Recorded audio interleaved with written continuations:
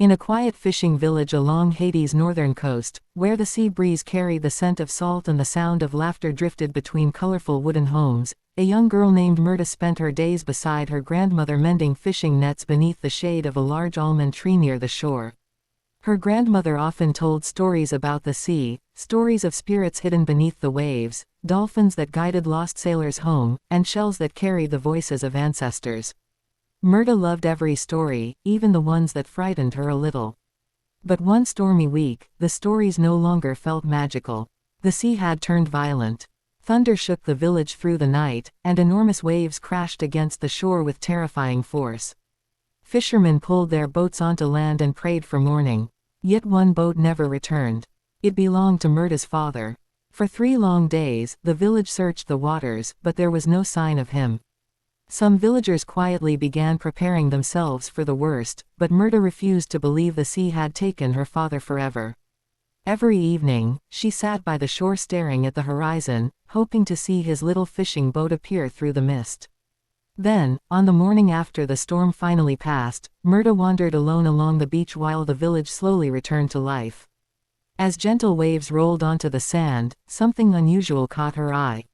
Half buried beneath the wet shoreline was a beautiful pink conch shell shimmering beneath the sunlight. Mirta picked it up carefully. The shell felt strangely warm in her hands.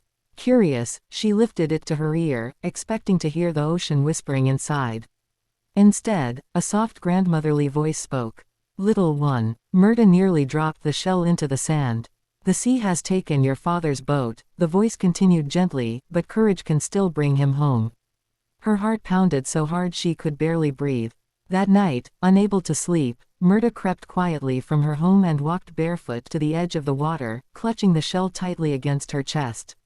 The moon hung low above the ocean, casting a silver path across the dark waves. The village behind her was silent. "What must I do?" she whispered nervously. The shell glowed faintly in her hands. "Sing the old song your grandmother taught you," the voice replied softly. "And fear nothing." Mirta swallowed hard. Her grandmother's song was ancient, a lullaby passed down through generations of fishermen and mothers in the village. At first, her voice trembled as she began to sing. But little by little, the fear inside her faded. Her voice grew stronger. The sea began to glow beneath the moonlight. Tiny lights shimmered beneath the water like stars awakening under the surface. Then suddenly, dolphins burst through the waves, circling around her with joyful cries. Mirta gasped in amazement. One dolphin lowered itself beside the shore as if inviting her to climb onto its back. And somehow, Mirta was no longer afraid. Holding tightly to the shell, she climbed onto the dolphin, and together they raced across the glowing sea beneath the moonlight, faster than any fishing boat could travel. The wind whipped through her hair while silver water sparkled around them like magic. Far from the village, the dolphins finally slowed near a strange circle of perfectly calm water hidden between towering rocks. There, floating helplessly beneath the fading moonlight, was her father's boat.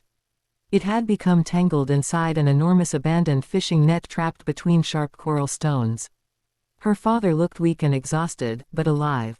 "Mirta," he whispered in disbelief. Tears filled her eyes. With the dolphins pulling at the heavy net and the shell glowing brightly in her hands, Mirta worked desperately beside her father until the boat finally broke free. As dawn slowly painted the sky gold and pink, they sailed home together across the peaceful sea. The villagers rushed toward the shore in shock and joy as the missing boat appeared on the horizon. Mirta's grandmother fell to her knees in relief while her father pulled Mirta tightly into his arms. "You saved me," he whispered emotionally. "My brave little girl saved me." Mirta smiled and looked down at the shell resting quietly in her hands. It no longer spoke, but its soft pink surface now shimmered with tiny golden stars that had not been there before. And from that day on, whenever the children of the village felt afraid of storms, darkness, or the unknown, Mirta would gather them beside the sea and tell them softly, "The ocean listens when you sing with courage." Like, comment, share, and subscribe. Make sure you check out our other stories on our YouTube channel.